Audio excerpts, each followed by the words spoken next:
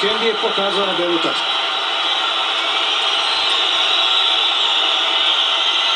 I usput još i žuti karton za Havla. Vrlo energičan bio je Kazahstanac, a da vidimo,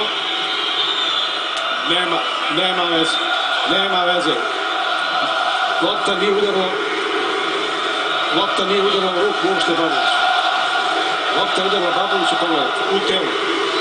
Kakav poklon Kazahstanca fudbaleri Maškendi.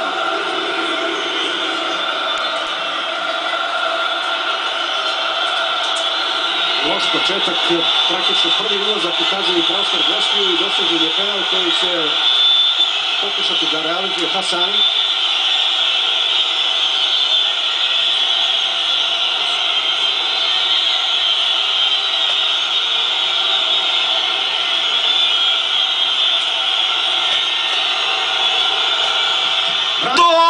Sjajna intervencija Stojkovića, bravo Vladimire! Hajde sad go!